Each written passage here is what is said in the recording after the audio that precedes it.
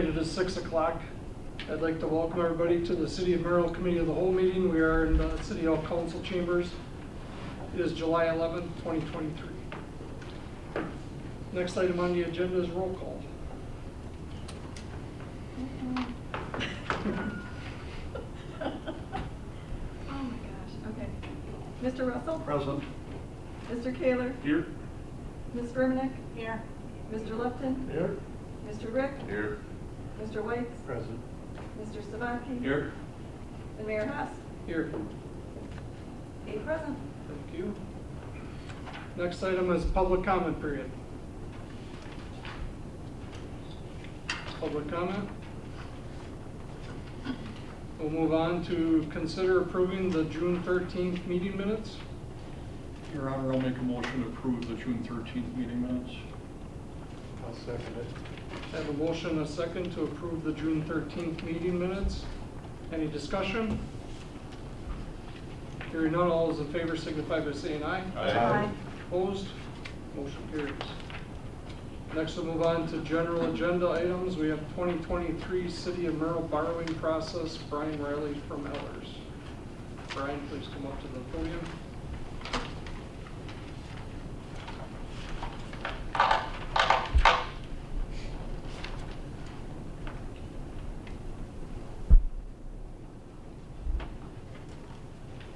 Sure, everyone can hear me okay. I'll assume the microphone is on.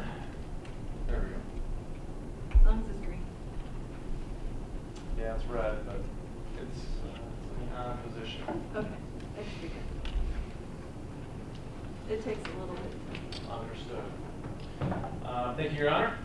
What we've done the last number of years, we wanted to come before you and give you a brief update, talk through where the city's tax increment districts presently stand, then walk a little bit through the city's debt profile from a very high level perspective, and then talk about capital items for 2023 that would likely require financing of some sort. This isn't meant to be a preliminary financing discussion, but to kind of just get level set on where we presently stand. The intention would be to come back at a later time, incorporate any questions or discussion that comes out of this meeting, and then come back for a subsequent conversation on any potential borrowing for this fiscal year. I also wanted to incorporate a little bit of a refresh. I know we did this last year in terms of a bit of a primer on tax increment financing. I'll probably not get as extensive, but I'm also happy to answer any and all questions that you might have, and I'll certainly do my best to answer those. So this should be an open forum, and I'm happy to take questions. I'll certainly defer to the mayor as far as questions and getting at those right away, or if we wait to the end, it's entirely up to your discretion, sir. So I'll leave it at that and maybe just get started. But maybe just start with the fact that this is we're in a bit of the kind of, it's an odd time of year, and that values come out in less than a month, right? So on August 1st, Department of Revenue will publish preliminary equalized values, not just for the city as a whole, but for each of its respective tax increment districts for which the city has requested certification. So while we're presenting information right now, it's going to change, and it's going to change in the very near future. When that does happen, happy to kind of reintroduce some of the conversations here, understanding that we are more than halfway through the year, and that there has been some development occurring in a number of the tax increment districts. We have incorporated some forward-looking aspects in terms of additional value coming onto the tax rolls that would be highly likely. So again, this will get adjusted, but understand that we're forecasting out some expenses, and that it's likely that given that they're going vertical in a number of bids, we should be incorporating some measure of additional value. Whether or not that holds out to be accurate can't be known presently, but we will know in roughly 2-3 weeks here where we better stand. So having said all that, maybe I'll get into the third page here. There's 3 pages of discussion on the mechanics, I'll call that, of tax increment financing. And this can be somewhat of a difficult concept, but I'll try to keep it very high level. It's not getting into the rules per se. It's really more of, you have this tool, how does it functionally work? There's a lot of misnomers and misunderstandings with respect to how tax increment financing works. But it is fairly straightforward in terms of just the bare bones of it. So what the first slide portrays is really what you do is you establish a boundary. That's easy enough to understand. You essentially draw lines on a map, and you incorporate a series of really one or more contiguous parcels. There's no limitation on the number of tax parcels that can be included in a TIF district. It has more to do with meeting the statutory requirements for establishing a district. There are maximum thresholds for which you need to abide by, but that really deals with where you presently stand in terms of the amount of what I'll call increment value. What is the value that's already captured in tax increment districts? And then what does a new district look like in that regard? There are certain thresholds that you can't go over, so you can't just take the whole city and put it in a TIF district. That doesn't work. You can find particular areas and establish the boundaries within the statutory parameters.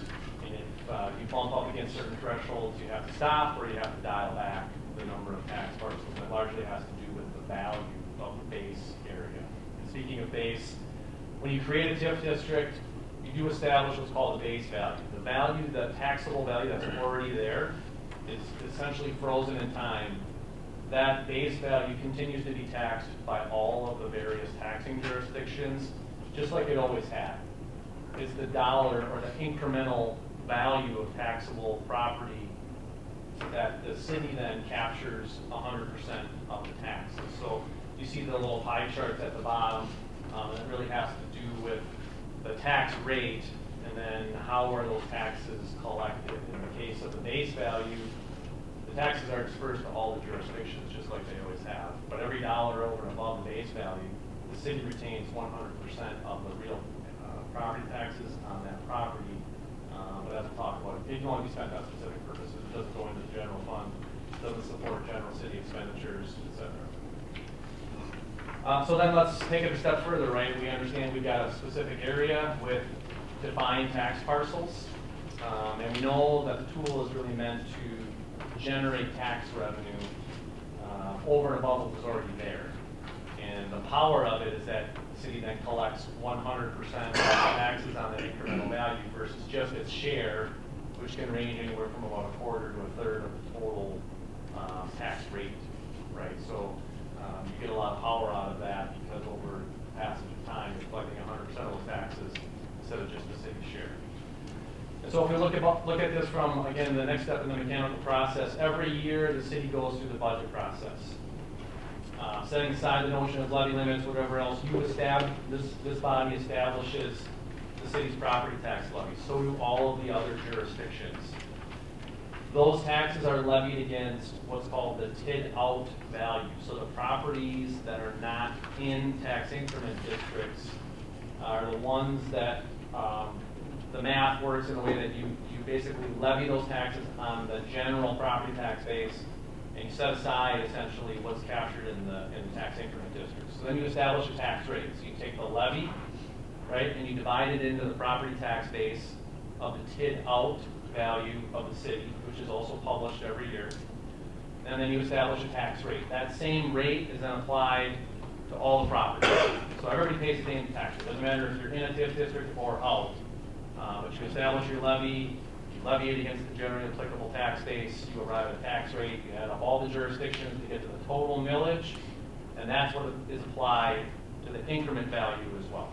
So if you were on one side of a boundary or the other, you would have no knowledge just based upon the property tax district. Everybody pays the same tax rate regardless of where you stand in terms of inside or outside of the tax increment district. City collects a lump sum amount of tax increment, the real property tax generated by the value that's captured within the various TIF districts, and then as a portion based upon the proportionate share of that respective TIF district in relationship to the total amount of increment inside of the city's corporate taxes.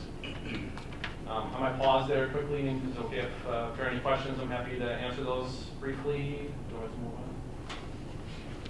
Basically, you can't have more than a certain amount of property in the TIF.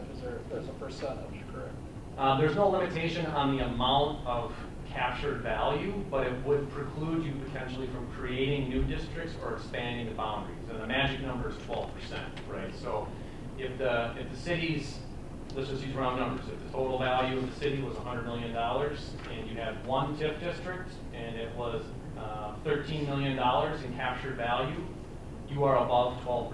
And so therefore you cannot create a new district, nor can you expand the boundaries of what would be that one particular tax increment district.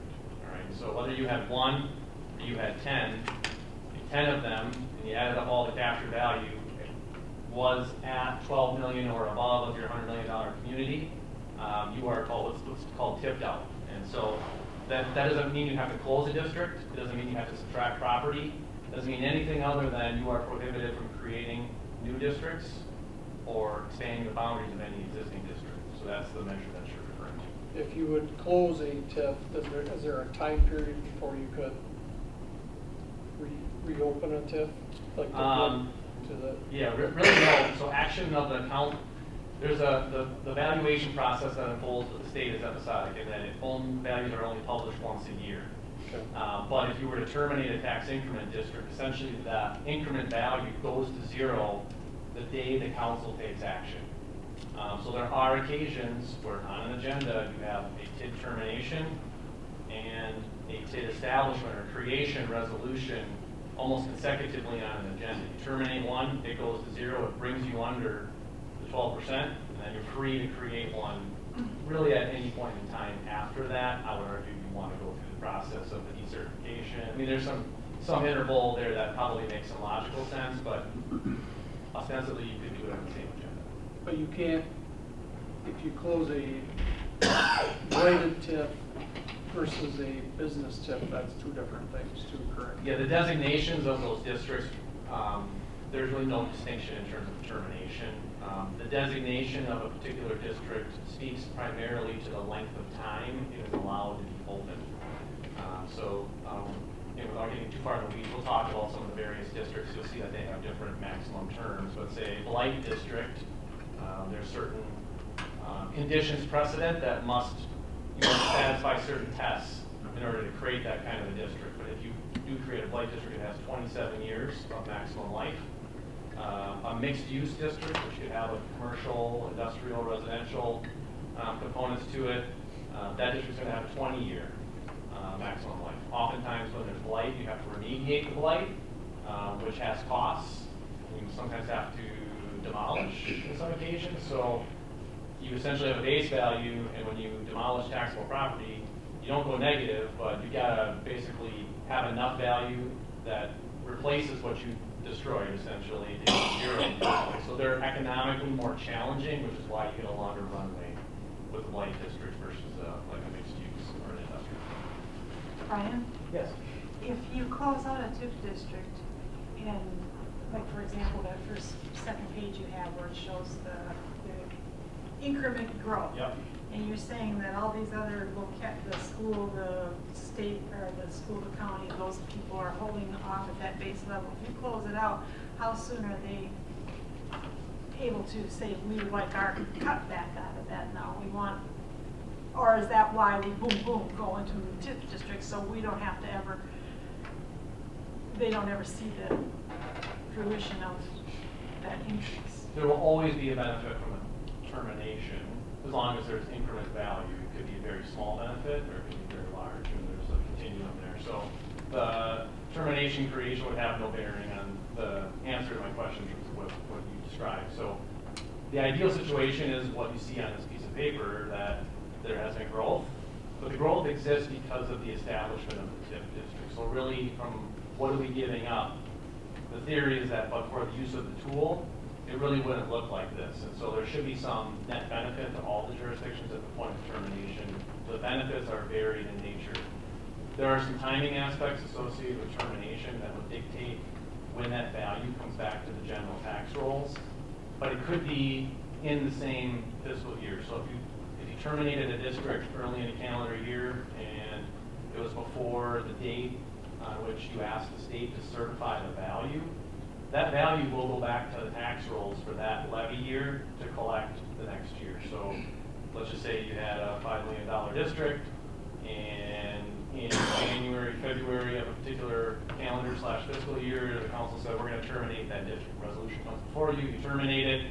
The value that was captured is gonna go back to the general tax base of all the jurisdictions when they go and levy taxes that year to collect in the next period. And there are various impacts, which we can discuss if you like, but it does get in the weeds a little bit. But there are also occasions where there's a 1-year lag, but there's some dating schemes associated with that, and there's some analysis that would typically become a part of that too. So it's not straightforward, other than it's either the same year or there's a 1-year lag, depending on the date.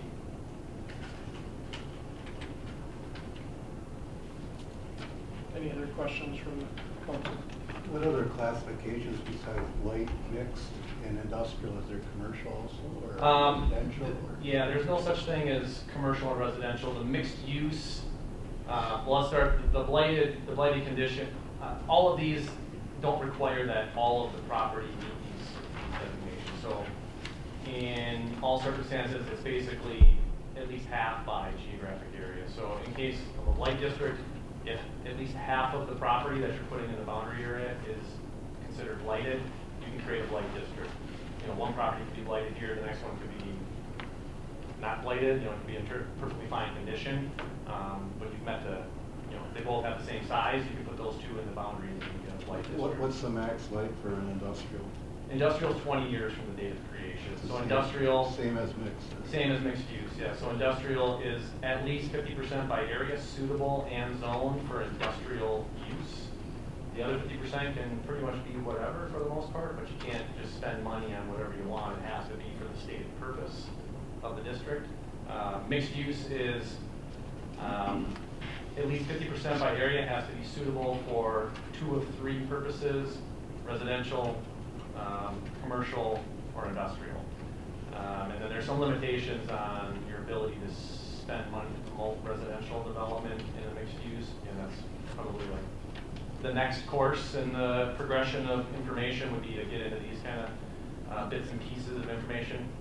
There's a rehab conservation district, which largely mirrors a blight district in terms of the formalities. The term is 27 years. You don't necessarily have to have the blight findings associated with that. There's also, there are some new pieces of legislation that just came into effect that, frankly, we're all still learning a little bit, that no one's ever used, and there's still some guidance that's required for people to have a practical understanding, so that'll be its own thing here in the near future. And there's also what's called an environmental TID. Those are pretty rare, and there's only a handful of them across the state. The nice thing about those is you can incur costs today and then create the district later and then reimburse yourself, whereas otherwise you really can't incur eligible costs until the district is created and certified. So that would be the kind of the gamut of eligible districts. Thank you. So we talked about the revenue side, and then the second part of that is the spending side. So you generate the revenue from the tax increment district, obviously, hopefully, so you get the new value, you capture 100% of the incremental tax on the new value. It's really about where it goes from there, right? So it has to go into its own, what we'll call special fund. So when you collect the tax increment revenue, it doesn't go into the general fund. It's never spent on general fund operating expenditures, it's never spent on general fund capital costs, etc. It is spent within, generally speaking, it's spent within that boundary area to promote the purpose for which you created the district. You do have the ability to spend the dollars within a half mile, provided that the district's been set up appropriately. Still should be to promote the stated purpose of that district. So all of that tax increment money goes into the TID-3 fund, the TID-4 fund, right? And they really don't mix unless there's been a formal arrangement established where we can share revenue from one district with another. The sharing becomes an expenditure of the donor district, and the recipient district takes in the revenue, right? There's not really a payable receivable, it's like a donation, right? It stays with that recipient district. But then you can only spend it on eligible expenditures. There's a plan, a project plan for every district. You're certainly able to amend it over time, but within that plan, there is a list of projects for which the city can spend dollars and consider them eligible to be recovered through tax increment revenue. There's also some dollar budgets associated in dollars associated with those line items. And so generally speaking, should fall within the framework of the budget, but these are also districts that last anywhere from 20 to 27 years.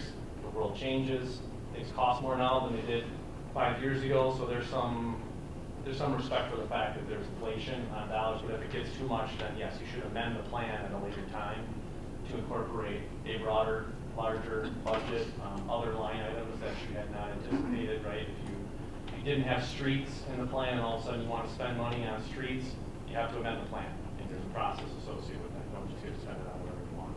Brian, Yes?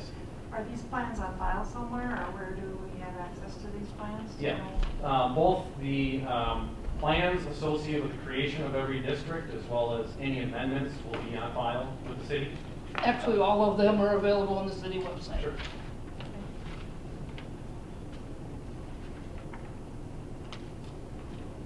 So that's just the 101 portion here. We'll give them the individual tips. Are there any other questions I can answer?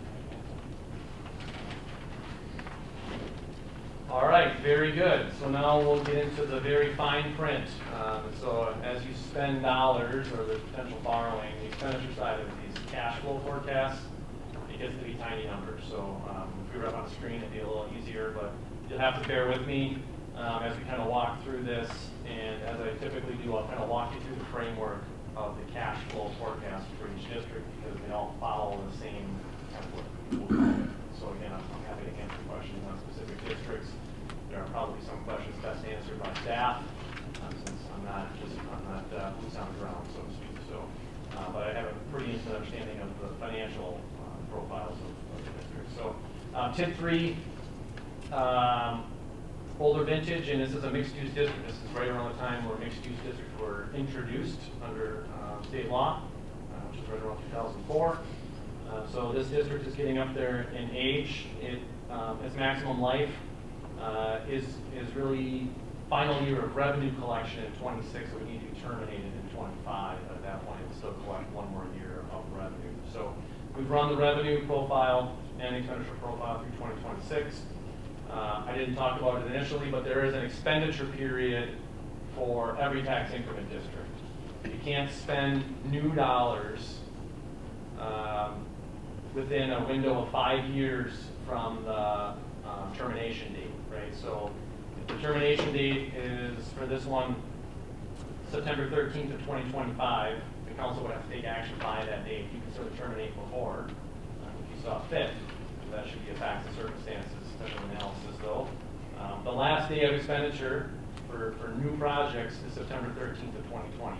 You can still satisfy your existing obligations, so if you've issued debt, you can still, debt service payments are still allowed.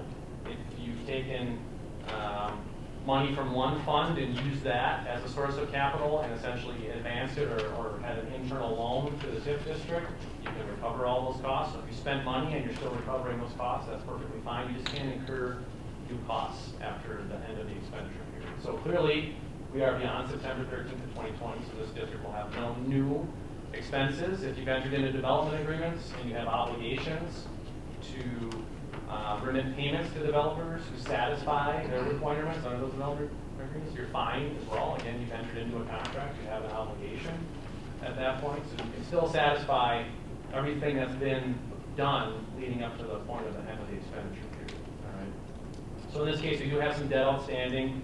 There's a 2020 series of tax increment revenue bonds that were issued.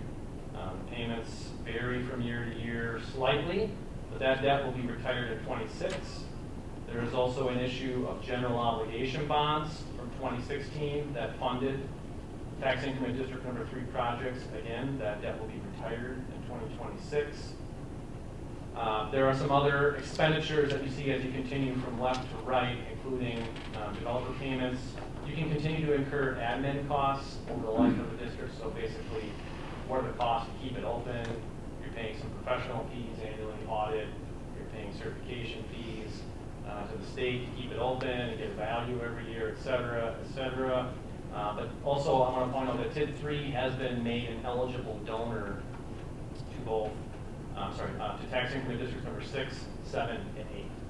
And so when you do that, it authorizes a district to share positive tax increments, basically excess from from any particular year or accumulated balances. With those eligible recipients, you're not obligated to do that, but it's really a tool to help and assist with other tax increment districts. Only certain types of districts can be eligible recipients. You can't share with just any district that's been established in the city. In your case, we're looking at blight districts, which have been established. They are eligible recipients. Again, think about that from more of a redevelopment perspective versus a new development perspective. You may have new development in blight districts, but they also tend to be used more specifically for redevelopment purposes. In those cases, it's not uncommon to have a little bit of support from a more successful district that has been a bit seasoned and has a positive cash flow stream to share with one or more other districts. In all cases, we're starting from 21 balances here, and so 22 is the forecast. Even though 22 is in the can, so to speak, we don't have the audit in hand yet.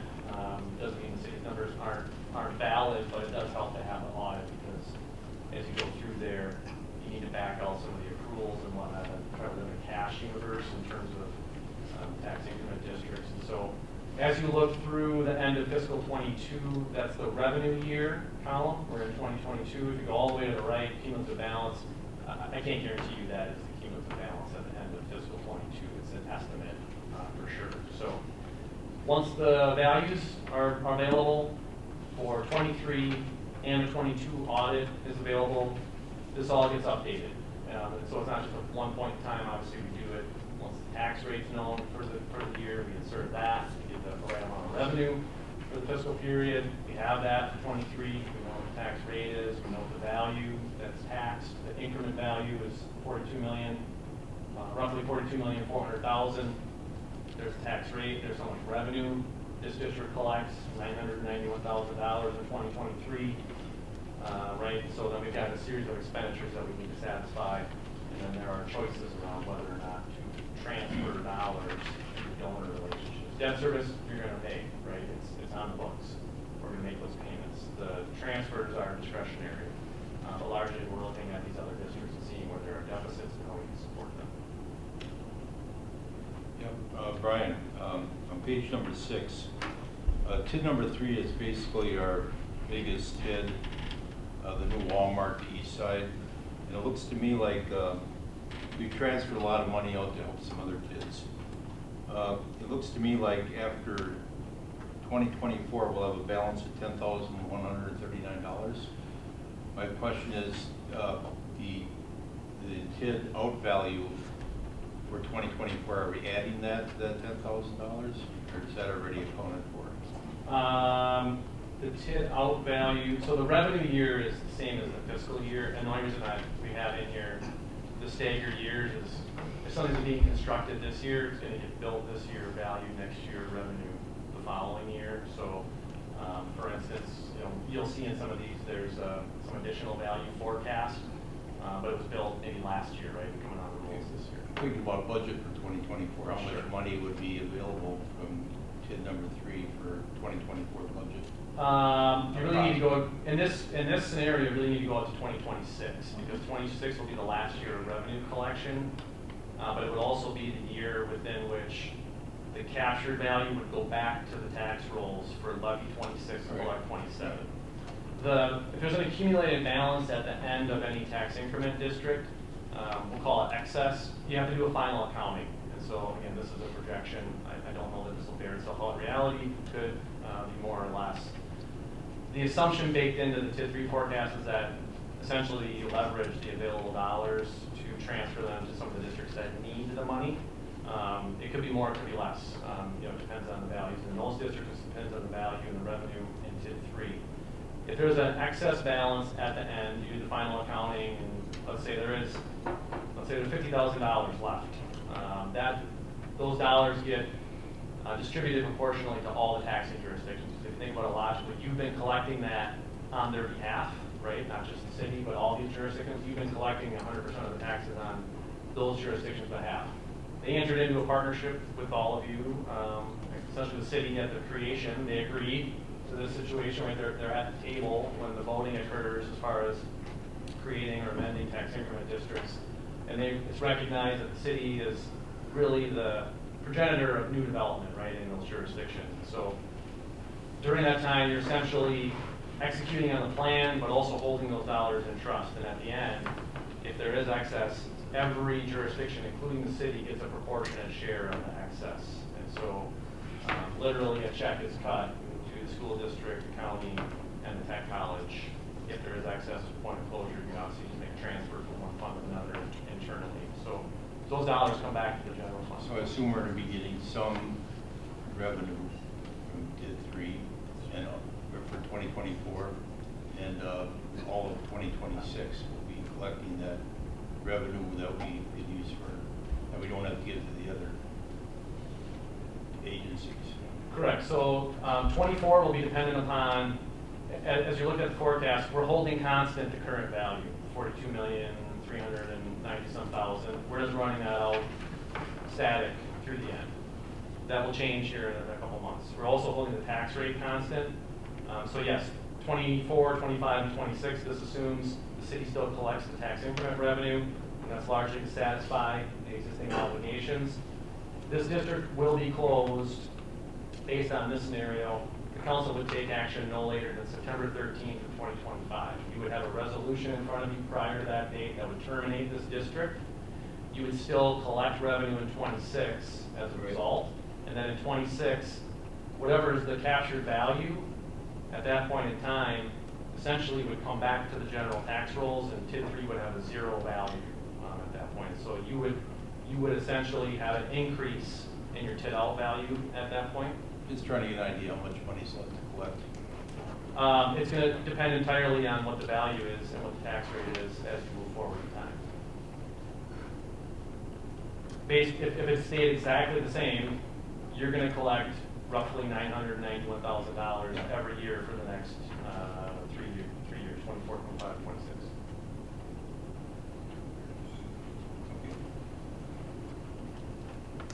Okay, that generally answers my question. Thank you. All right, TID 4. Can I stop you for a minute? I feel silly like a TID map at home. Can we do a general description as we move on of what's in these districts? Yeah, then I'll rely on staff to do those descriptions. What's your question? I want to know what anchors in each one of these districts. I don't know. We're double-digit TIDs. I get confused. TID 3 is the east side, basically. I want to know. We're on the TID 4. Tractor supply. TID 4 is Tractor Supply. Okay. All right, very good. So same framework. This district was created a few years after TID 3, also mixed use. Last year of revenue collection is slated for 28.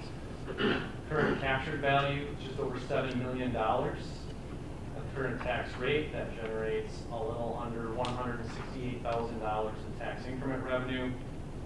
And you'll see some dollars in there for personal property depending on computer aid, but we don't really ever forecast that. It's really unknown from year to year, and it's hard to say how that's going to look over time. So ultimately, we would focus most specifically on the value increment and what revenue that produces. There are a number of debt issues outstanding for TID 4. So the city has issued debt to fund projects in TID 4 and uses the tax increment revenue to make the principal and interest payments each year. There is one debt issue that goes a little longer than the life of TID 4. It was purposefully set up that way with the intention of monitoring the cash flow. We have the ability to recast that or prepay it in any given year. So that is not an uncommon practice. We're always monitoring it. Ultimately, we want to make sure we have enough balance at some point to retire that. In 2022, last year, the city did some short-term financing to cash flow some projects. So you'll see that note anticipation over 2022, which was issued in the amount of $3,004,000. There's debt service allocated to a number of districts. Right? So you see that one show up a few times. This is the proportionate share. That one comes due next year. So between now and then, we'll be dealing with what happens with that. But I did include what is the principal amount allocable to TID 4 in the forecast. So with interest, let's say it ran through 24, and Next year, you'd have to pay $132,214. Really what's important from my perspective is being able to look forward in time, even though there's not, maybe enough revenue in that year to handle everything. If you get to a positive number by the end, essentially you can recover it, all right? So as you look at these, you want to pay attention to cumulative balance, what's the bottom line number in that column, and then also to paying mind to, we still have principal left on that 22 state trust fund loan, so we want to carefully monitor this. The variable in this equation is any sharing that occurs with TID 9. So this is really just, using some sharing to plug some gaps in 9, understanding that 9 doesn't presently generate much of any revenue. But in any given year, the city makes choices on how much to share. So in total, there is enough to satisfy all of the obligations for TID 4. It's whether or not there remains to be enough to share with TID 9 over time. There was a transfer in 22.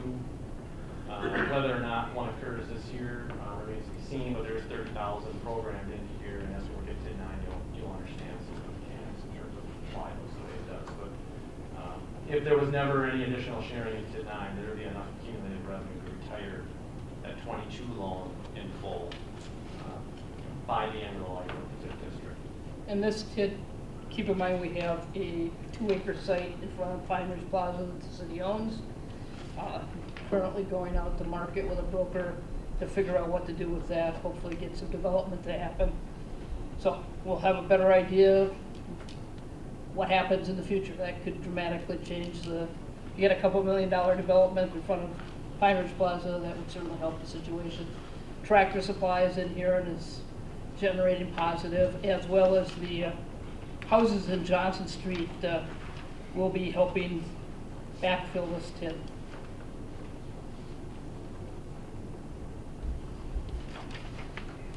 All right, TID 5, this one's pretty straightforward, not a lot going on here, so I'll kind of whip through this one. Created in the same year, TID 4, also mixed use. Last year, revenue collection, 28. Current value increment is just over 600,000. That generates a little over 14,000 in tax increment revenue. There's debt service, 2013 series of bonds, it's rather nominal. Other than admin expenses, it's really not too much to talk about here. TIDs 3, 4, and 5 are all outside of their expenditure period, so there won't be more spending in any of those districts. And then ultimately, again, what do we care about for this district specifically, just because it's more in runoff mode. You've got a positive balance at the end. We do have some debt that goes a little longer. That series of bonds, 2013 bonds, I think is subject to prepayment. Right now, if you wanted to, we could pay off, if we have enough dollars, and we could pay off what remains of the TID 5 debt.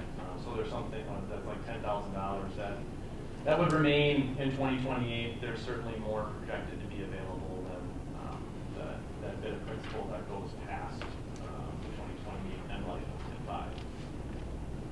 Do you have any activity at all in TID 5? There's an overlay of TID 5, which is TID 11. Basically, this is a TID that we probably want to maybe look at closing earlier than 2028. So we don't have anything really? No, there won't be any more development that occurs in this TID.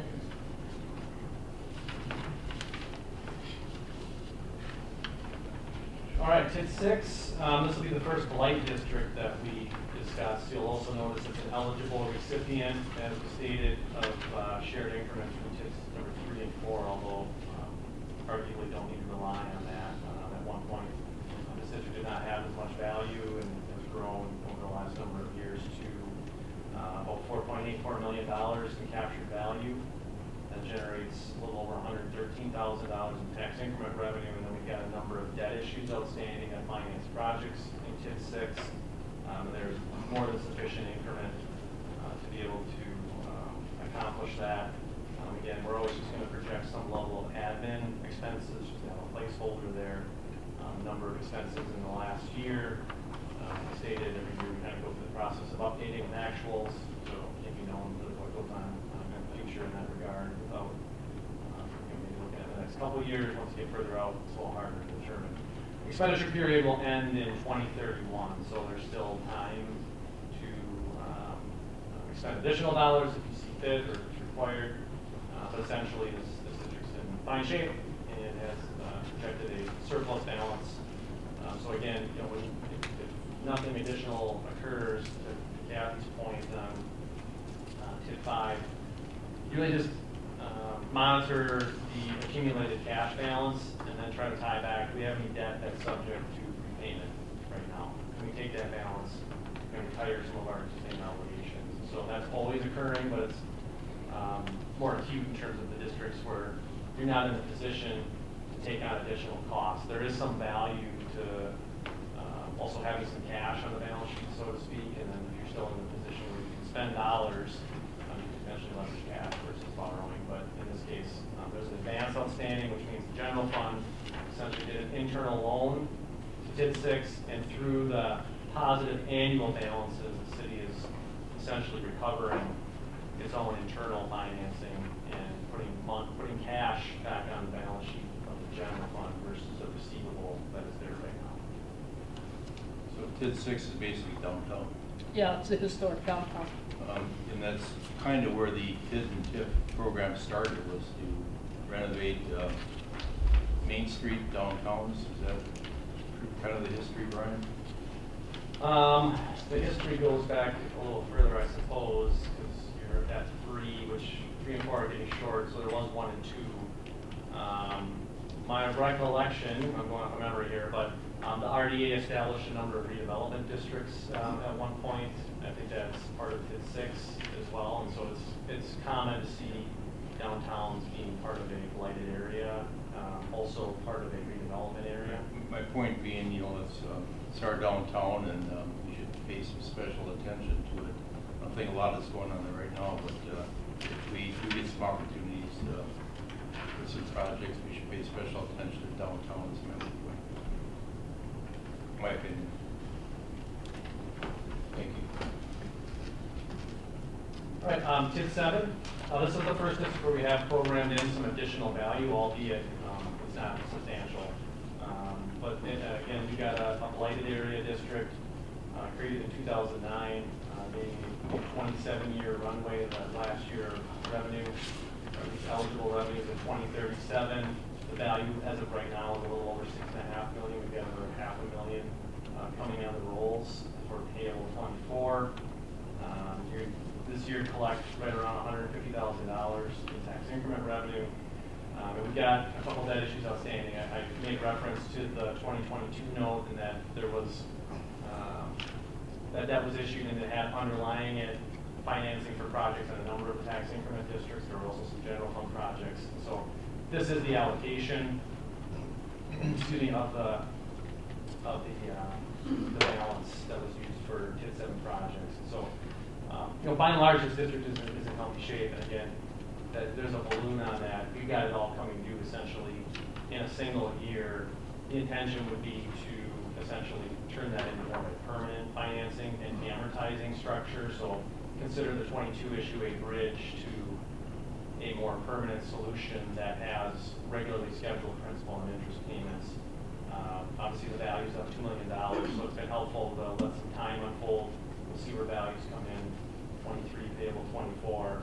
And then we'll have the ability to structure the debt in a way that matches up with the revenue a little better as well. So from my perspective, again, I look at that bottom right at $1 million plus in cumulative balance. There is sufficient revenue to retire all of the current costs. There is an advance from the general fund and with positive cash flow, and taking the balloon and restructuring it into a more level and amortizing structure. That advance should get retired, I would suspect, pretty quickly too, but it's all a function of how things unfold over time. You're still in the expenditure period that runs through 2031. When's that balloon come to? 24, so we're working on more. You know the figure on that loan? The rate? How much the loan is? In total, it's $3,004,000 for TID 7. It's something like 805,000 of the total. So we're facing about $805,000 to refinance the loan. That will have to be dealt with, yes. Okay, and we're looking at higher rates, no doubt. Most likely, yes, although short-term rates are high. Intermediate and longer-term rates are in a good place, but still higher than they were last year. Thank you.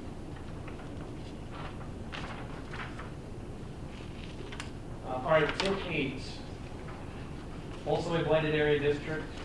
Again, note that it is an eligible recipient of shared increments from TIDs 3 and 4. There was a transfer made in 22 to the tune of $190,000 from TID 3. TID 8 has similarly experienced meaningful growth in value the last number of years and is presently just under $5.5 million in capture values. Understanding there is still some additional development occurring. So we do also have in this district forecasted $1,750,000 in new value for taxes payable in 24. If you're just looking at the current value, that generates about $128,000. We do have additional transfers being forecast from TID 3. There are a number of debt issues outstanding. There's been substantial investment in infrastructure in TID 8 over time. And I will also point out again that there was a portion of the 2022 note that did support TID 8 infrastructure expenses. That was just under, I think it was just under $900,000 in principal allocated for TID 8. And so again, we'll have to look at where values come in here and identify what a permanent solution looks like. Today we'll need some additional value to fully cash flow itself over time, or otherwise be able to better rely on the transfers, albeit TID 3 is nearing the end of its life. So, And this specific TID, we only, for new value, only included the 3 apartment buildings on Webster Street. None of the SC Swiderski developments are included in the new values. And the groundbreaking for that development is going to start August 1st. So basically, over the next couple of years, you're going to see some major growth in the new valuation.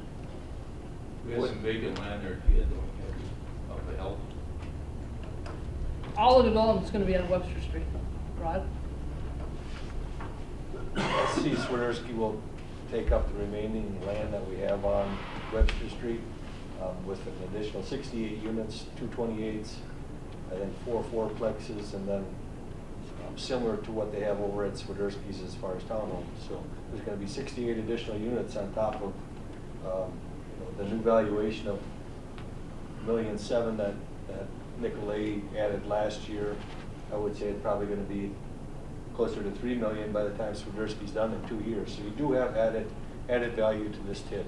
So all the land is spoken for? Correct. Okay. And the expenditures as far as what we have, the infrastructure is there. We don't have any commitments to Swiderski other than the land. So there aren't any development agreements as far as per unit. Okay. Brian, can I just get an additional clarification? So like in TID 8 where it says that we had transferred in revenue, all those revenues were transferred in from TID 3. Does, I guess just to simplify and make it make sense in my head, does that become a debt now for TID 8 to have to pay off either back to TID 3 or back to the general operating or to debt itself somewhere along the line? It's still floating debt. That's a good question, and it's a one-way door. So there is no liability created in part of TID 8. So that is the nice thing about it, is when you transfer the money over, it's permanent funding. There is no inter-fund loan between the 2 TIF districts. TID 8 is not required to pay back the transfers. TID 8 captures it and retains it for Okay, so posterity. TID 3 transferred it out as surplus revenue Yes, I mean, you can above call and it. beyond their expenditures and their incremental. If there's a positive annual balance, you can transfer. If there's accumulated balance, you can transfer out. So whatever resources the donor district has are available to the recipient districts. And so it doesn't have to be a specific number. You can make choices. I think as I talked about before, but yes, once it goes out, there's really not a mechanism to bring it back to the donor district. It becomes a permanent source of funding. For So the donor district, in this case, TID 3 is not, does it have that amount of additional debt out there to pay off of what it advanced to another district, or?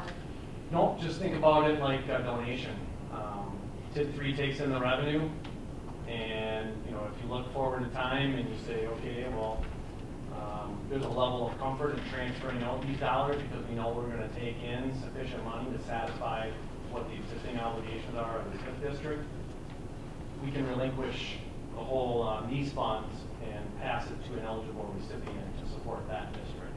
You still want to make sure you pay off all of the expenditures of the donor district. So you don't want to transfer money out that impairs the donor. You want to go through the level of analysis so that you have a level of comfort.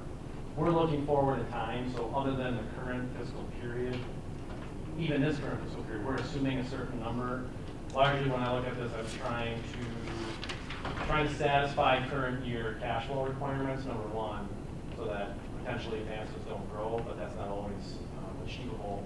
And then number two, how much can you transfer in a reasonable time to try to pay down advances in a reasonable amount of time? So there's a bit of art associated with that, but it's again something that you have to monitor and look at not just once a year, but throughout the course of the year as well. Brian, one other question or comment on TID 8. I mean, if we do see the development with these 68 units and it might be a time when TID 8 becomes a donor to the other TIDs if everything produces sufficiently. I mean, it could possibly happen. TID 8 itself? Yeah.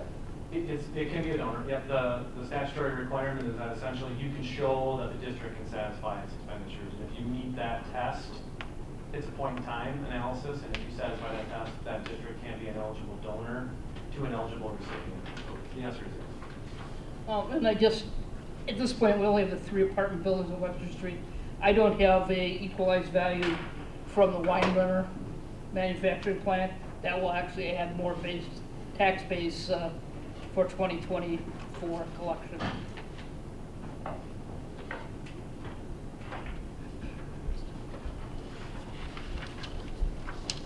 All right, any other questions on TID 8?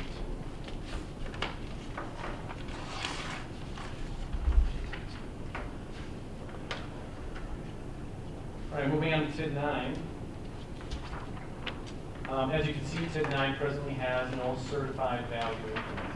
So essentially, there's been no incremental growth in value since establishment of the district in 2013. This is a blight district, and TID 9 is an eligible recipient of transfer funds from TID 4. There was a transfer in 2022.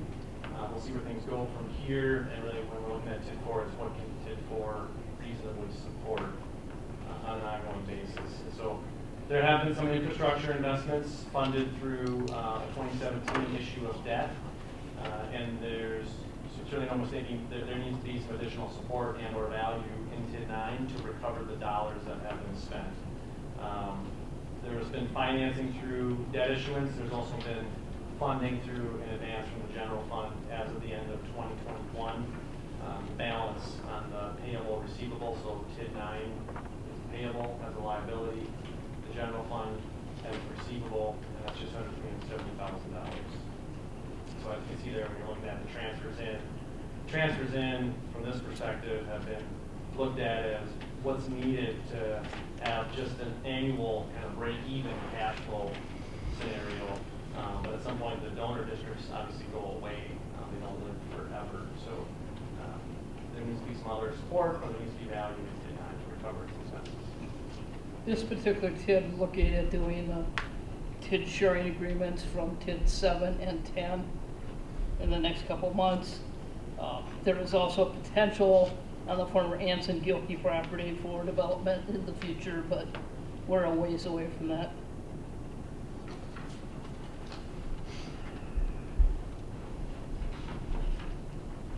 All right, moving on to TID 10, also a blight district, 2015 creation year. There's an error here somewhere along the line, but in any event, Current value is $2.5 million. This should cut off at 2043, so my apologies, I must have pulled the whole column, all the columns down, but neither here nor there for purposes of the analysis. So 2043, last year of revenue collection. Current values just under $2.5 million. That generates about $58,000. The projection assumes another $1.5 million of taxable value captured in TID 10 for taxes payable 2024. There is some debt outstanding. The complicating factor with that state trust fund loan is that one district, we looked at TID 4, I think, going back to another one's, it's shorter than TID 10, which established a debt structure. In this case, it's 10 years, so you have to kind of figure that out in terms of identifying cumulative balances to pay off the TID 4 portion. This is the TID 10 portion from that same loan. There's also an interim financing from 2021 that was done to finance eligible expenditures. At that time, there was little to no value in the district. So going back to 21, I think it was more in its infancy as far as construction occurring and value coming online. So we didn't have a solid revenue profile to structure debt against or to try to align revenues and expenses. So temporary financing was done. And so that one comes due in 2026. And we've also got the state trust fund loan. Again, if we go 2043 all the way across, there's right around $500,000 of accumulated balance. So we should be in a position to begin to better cash flow the debt, and we've got a little time to allow additional value to come on the rolls, and then at some point put that balloon structure into amortizing mode and begin to pay both principal and interest right now in this interest only.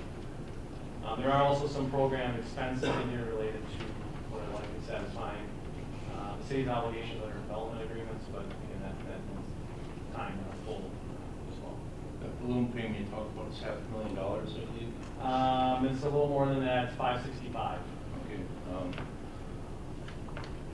And we basically took it out for 2 years. Now another balloon payment is coming up in 2026. The 2022 issue had a 2-year structure. The 21 issue had a 5-year structure. How much we pay in principal in that period of time? Any ideas? On the 20, yeah, nothing yet. The first payment was last year, and that was interest only. Okay. Interest only is paid again this year. No principal has been retired. Principal only payments, okay, nothing, or I mean, bad. These are, both of those are prepayable anytime, all or some, right? So there is the ability to pay down the balance between now and then, so you're not locked out, but heretofore there's been no retirement of principal balance. Interest only payments, okay. Correct. Do we know if we're gonna continue to go with interest only payments? Guess that's a question for Kathy. We're gonna refinance this at some point to be able to pay it with a normal structure. Okay, so. I mean, basically, if you didn't do a balloon, you'd be doing increasing the general fund advance.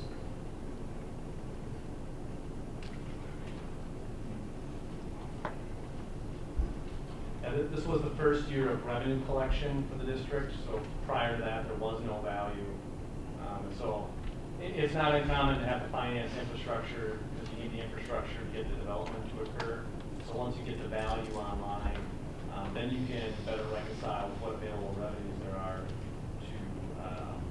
to pay the associated debt service. So I guess the general point I want to make is we are facing, refinancing as we go on other loans, so it's not just, what we get a chart with all the money we're going to make over the period of the investment. We're facing expenses along the way. This is true. So again, I go to that $496,221 in 2043. The way this is built is the cash flow assumes that debt is fully paid off in 2026. The reality of that is that's not probably going to be the case. So this looks at it, you absorb the balloon, the money has to come from somewhere, the certificate doesn't have it. So then it becomes an advance. And is there enough revenue over time to recover the advance? I layer on top of that the notion that there's also going to be interest that you're going to pay when you extend that balloon, and so there's some sensitivity there. If it's really tight, telling you that there's probably not presently enough revenue to pay both the principal and interest over time. In this case, if you did nothing else, and assuming we get a roughly $4 million value for payable 24, there would be enough revenue over time to recover all of the expenses. You know, if there's something like a few tens of thousands left out in the last year, it's telling you that you're gonna have a harder time recovering all your costs, because you're gonna have interest on extending that building structure.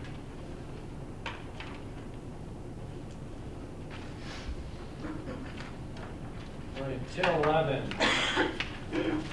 We're getting into some of the newer districts here the last 5-7 years. This is a mixed-use district created in 2016. It will collect its final year of revenue in 2038. We are again projecting some additional value in this district. Current value is just over $10 million.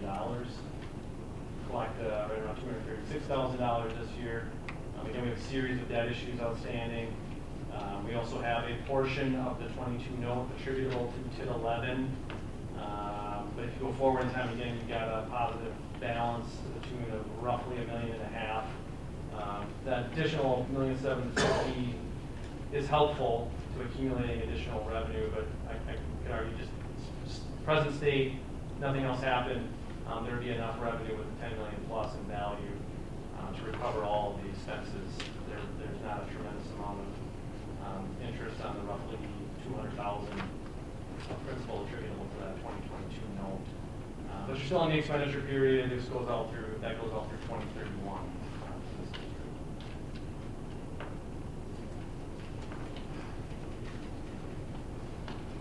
All right, moving on to our last few, actually a couple. Few is right.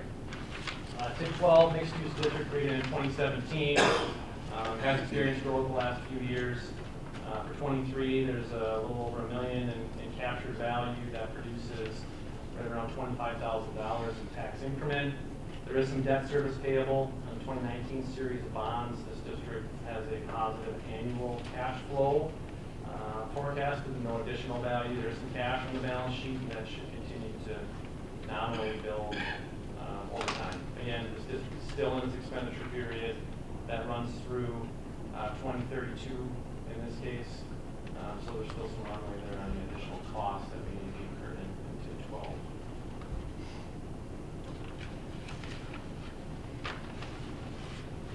We'll finish out here with TIDs 13 and 14, both of which are rather new, both created in 2021. TID 13 is an industrial district.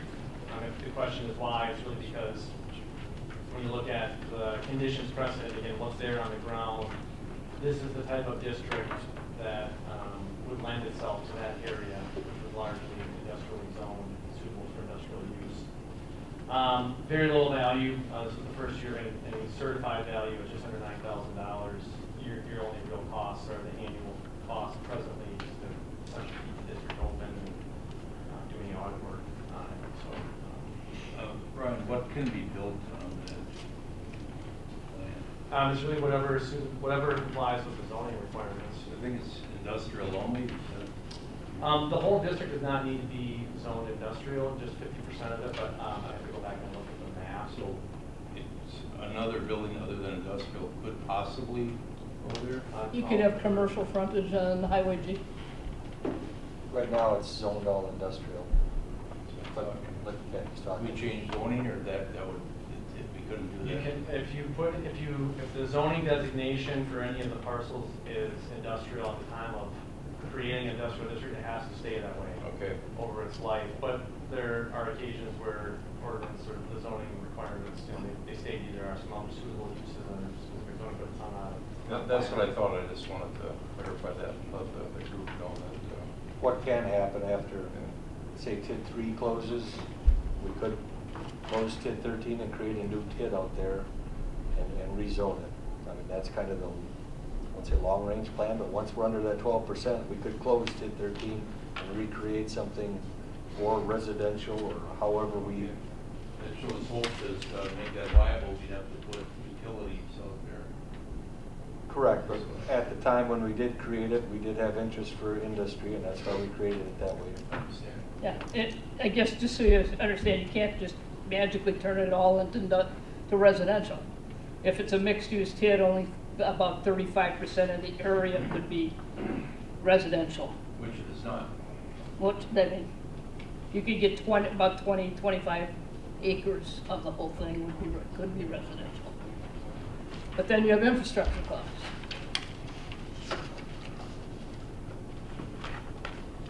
All right, TID 14, mixed use district. This is the first year of any certified value, just over $570,000. That generates a little over $13,000 in tax income revenue. There have been some expenditures, and as is not uncommon for a very new district, that creates a deficit balance.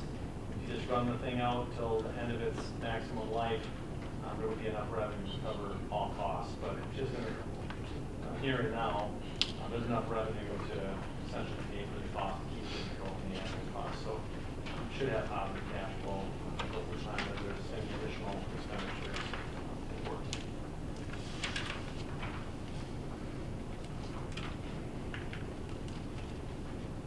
That is the conclusion of the TIP districts, and happy to delve into any other questions or comments related to those. Otherwise, we can move on to the debt profile.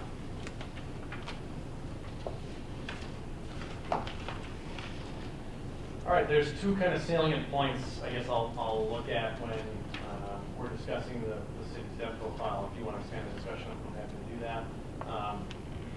There's borrowing capacity, right? So under state law, the city has a number of debt tools that it can leverage. One of those is the issuance of general obligation debt. The pledge that secures general obligation debt is your full faith and credit, basically from any available source, and also your unlimited tax levy. At least under present law, it is not limited by rate or amount. There's a moving exercise to somehow limit it in any regard, but you can levy an unlimited amount, even though the rest of your levy is really subject to the limitations that have been set by the state. General obligation debt service is not subject to those limitations. So very strong pledge.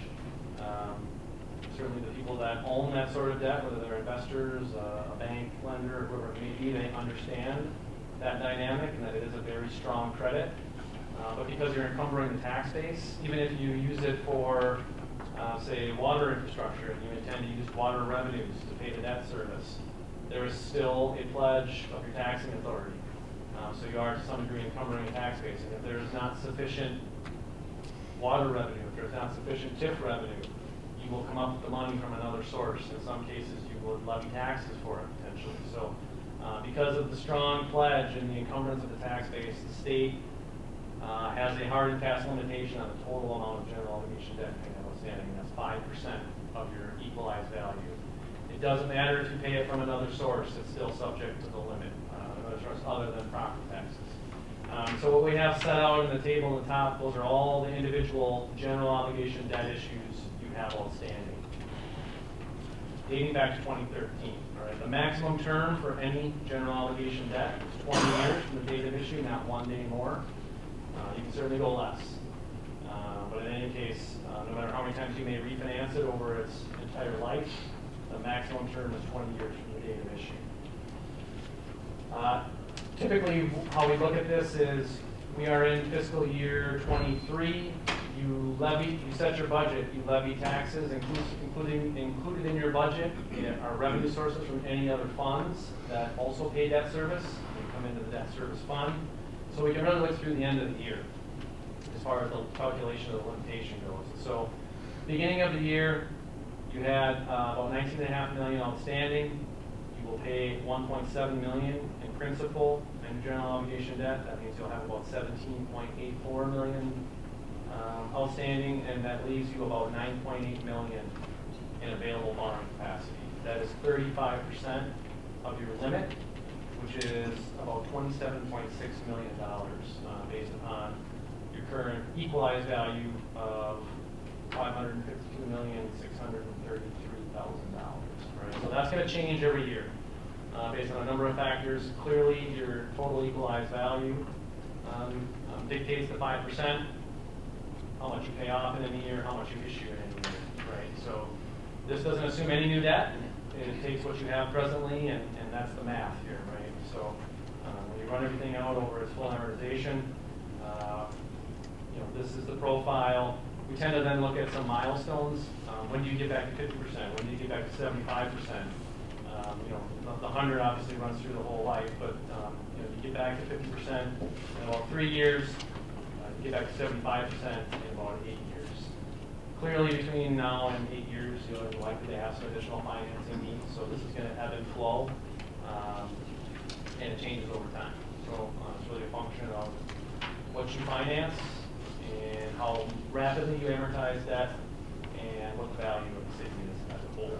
So those are the variables that come into play. Any questions based upon what we're looking at on this page? Brian, I have a question for you.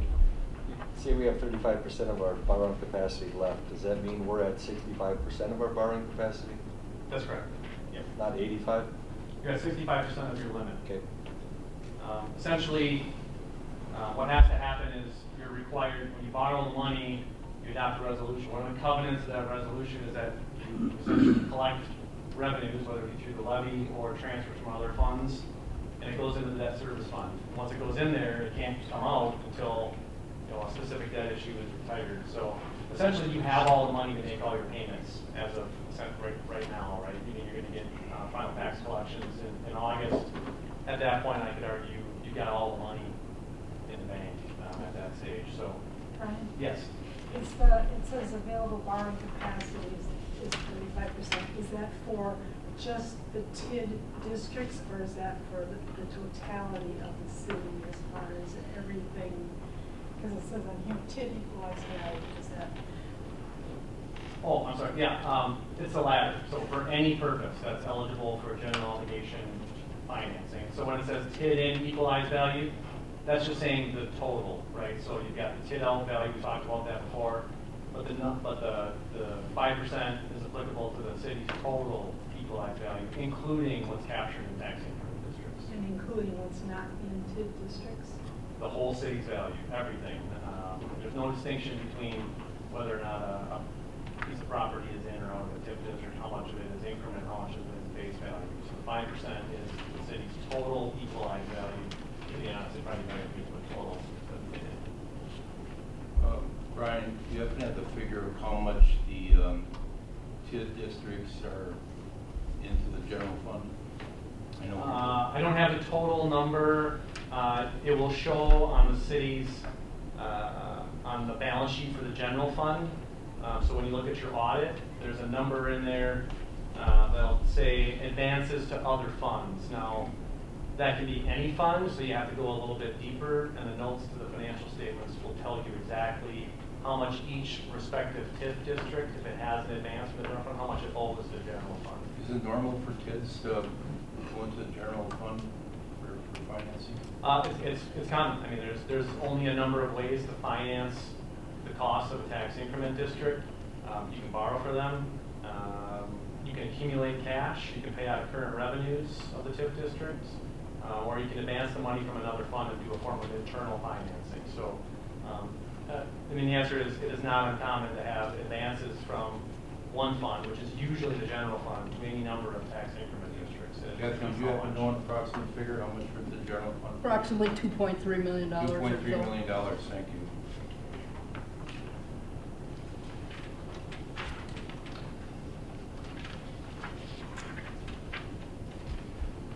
All right, so borrowing capacity is one thing. And again, that's a hard and fast limitation.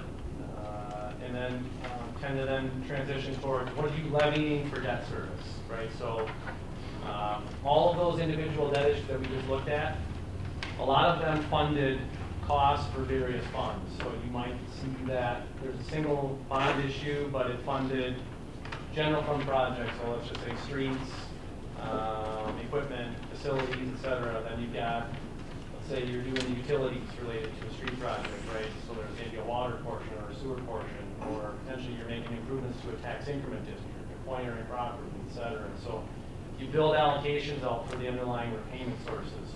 And so this looks at, out of all your general obligation debt, what is being funded through the tax levy in terms of the repayment, all right? So principal and interest every year, how much is the general fund accountable for, and how much do you need to levy in terms of dollar amount. This also shows the tax rate specific to debt service. So when you're seeing the mill rate numbers here, that's not your total tax rate. This is only for debt service. So as a proportion of your total tax rate, right, that's how you should think about it. So in this case for 2023, you're at about $1,766,000 payable from the general fund, which means you're levying taxes for that. And that equated to a tax rate or dollars per thousand of $3.75 per thousand. So what we do there is we take the $1,766,000 and you divide that into the TID out tax base, right? That's what you're levying generally applicable taxes against. And then the simple math of it is we arrive at a tax rate or dollars per thousand of value. We're looking at this on an equalized basis, not on assessed value. So I just want to make that distinction. I purposely didn't show the underlying raw numbers here. It's better to just kind of look at it in chart form. So don't get this confused with using, if you try to take the same number and you use assessed value, it's not going to be the same. So we use the equalized because it's more consistent over time. It doesn't tend to have vacillations associated with assessed values. Obviously, communities do reassessments from time to time. There's no real economic value created. You just basically that much catch up from older properties. So it shifts the tax burden under those circumstances. So the levy for debt service is relatively flat through about 2026, and then it drops in 2027 to the tune of about $390,000. This sort of structure associated with levies for debt service is not uncommon to have these kind of drop downs as you go forward in time. Obviously, debt is getting tighter over the course of time. This sort of structure allows you to take on additional capital investment and finance it through debt without just stacking and stacking and stacking, right? And so when you get really flat over a long period of time, it does become a little more difficult to absorb additional levies. I will say there was a bit of a meaningful increase when the fire station project occurred a number of years ago. The only source of funding for that sort of project is tax levy. And so making a decision on a multi-million-dollar fire station does tend to cause an impact to the tax levy, and we did get a little flat for a number of years there. That was the decision the council made at that time in terms of both borrowing the project and the structure of the debt. So as that project proceeded, we had to also build that into this overall structure. So the objective would be over time, we can take advantage of these drop downs and structure the new debt to mitigate some of the tax impact so that, again, you're not just stacking and stacking and stacking over time. Questions, comments on this page?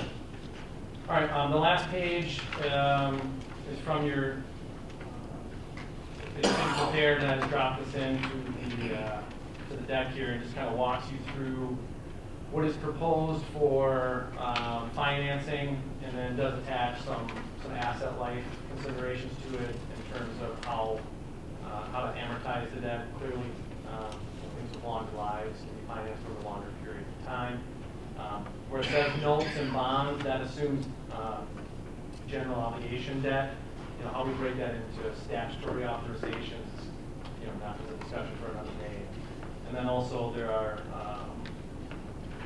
costs associated with infrastructure improvements in TIDs 8, 10, and 11, and then it aggregates to a total. There are a number of different ways to potentially finance all of these, and I would view that to be probably more of the discussion we have the next time would be to kind of walk through some of these, give you some considerations, potentially show you some impacts, and identify what a plan might look like. If we break this into pieces, obviously we want to rely on the TIF districts to cover their costs, and so we want to also drop those into the cash flows so you can see what those look like. We don't need to go through every district again. We'll just focus on 8, 10, and 11. If you wanted to get more in depth on any one of the districts, happy to do that as well. But we focus more on impacts of specific districts and in circumstances. All right, so I just kind of penned out a calendar. It can go however you like, of course. You get the opportunity to review some refinement and have some additional dialogue and discussion. And then also I suspect there'll be some decisions made as we move forward. Certainly, this could go potentially a little faster, but just from a order of events, I think importantly in August, we'll look to update everything with new values. That'll be for the whole city, that'll be for each of the individual tax increment districts. We'll update all the forecasts at that point in time too. The city is required to hold an annual meeting of what's called the Joint Review Board. The Joint Review Board is composed of all of the taxing jurisdictions, so the city has a seat at that table, so do all the other 3 taxing jurisdictions, and there's a public member as well, it's a 5-member body. The annual meeting is required under statute, and basically what we just did with all of you is the same exercise we go through with the other taxing jurisdictions. Give them an update on the status of the tax increment districts, provide them any feedback, allow them to ask questions, et cetera. Give them a sense and visibility into some of these TIF districts. Oftentimes there are questions around ones that are nearing the end of their maximum lives. In some cases, there's some planning around that on their end too. We would also look to then potentially come back and have a discussion around capital financing plans, and there'll be a level of refinement there, but also get some feedback and input so that we can take that and come back to you with information where you can start to make decisions. So September doesn't have to be the month for potentially, say, awarding financing, walking away from the discussion we had in August. We can take another kick at the can. There's nothing inherently wrong with that. There's a potential for some additional dialogue around a number of the TIDs and considerations on how they presently look. You can make the argument that TID 9 might need some additional support. So if there's anything for additional conversation, I think we can come back in August or September and orient the council on any recommendations. And then typically there's about a 1-month lag between the council taking action and awarding financing, essentially locking into rates and terms, and then subsequently closing, where you physically get the cash and everything settles, trade bonds for cash, that kind of thing. So and then ultimately once you close, then you've got final debt schedules that you can use for your 24 budget and build those into planning and ultimately in budget discussions. So again, there's plenty of time to have any additional dialogue and discussion, and maybe a couple more spins at the wheel in terms of bringing you information, having conversations, and potentially making decisions. So I will stop there. I'm sure I'm talking enough, but happy to also answer questions. Thank you. Appreciate it.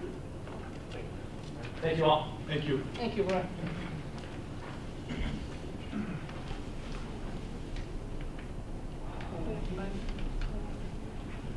I don't know, I'll go really, really fast because we only have 5 minutes. Okay, the election machine.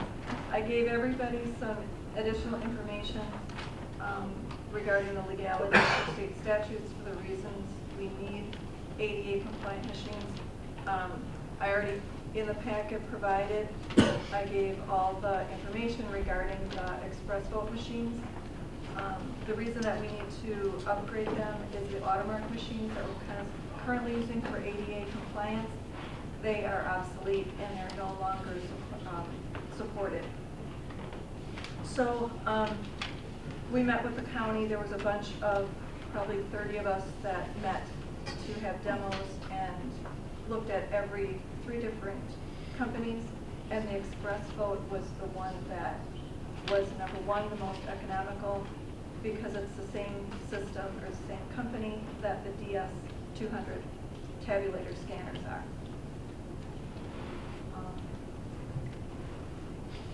I don't know how else I can, how fast I can. Are you just looking for a motion to approve purchase? We have to make a recommendation to the council. Yeah, and the total cost, if we're asking, we have 8 express vote machines, so there'd be 1 for each polling location, 1 for each district, I should say. The total amount would be $29,848. I put a detailed sheet, order form in the packet as well. There's a $750 grant that I will be applying for, but that is also, that's included in that shows in the price. Your Honor? Get extra ones for in case one goes down. No, because since we have 4 polling locations and we're going to have 8 machines, if say one would go down in District for District 3, they share, the polling location is 3 and 6. Gotcha. So then, you know, as long as we have one per polling location. Right. I'll make a recommendation to approve this and forward it to the council. Second. Your Honor? Yep. Just to let you know, there's, at this point, as of June 30th, $28,361 left in the election department budget. So, pretty much covered. Just a question, we are required to have these to be ADA compliant. Correct. We are required by state statute to have ADA compliant machines because people that are, if they're blind, if they're disabled,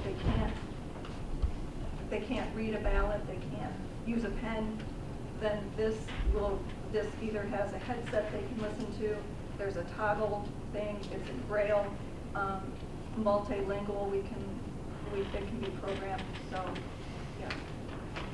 But it is a state statute, we are required to have it. I have a motion and a second to forward this to the council with approval. Any discussion? Hearing none, all those in favor signify by saying aye. Aye. Opposed? Motion carries.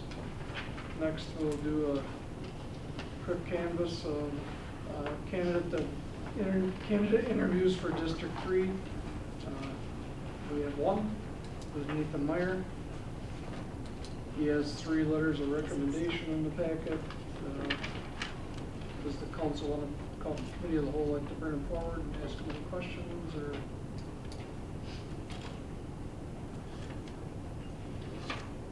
I'll make a motion to approve and forward to the council. I'll second that motion. I have a motion and a second to approve Nathan Meyer as the new District 3 alderperson being appointed. Any discussion? You okay with this, Chair? I'll be fine with that chair as long as I don't get the table. Your All those in Honor, favor Your signify Honor, by. can I just make a comment? Yep. I want to thank Nathan for applying, and I think he's a great candidate.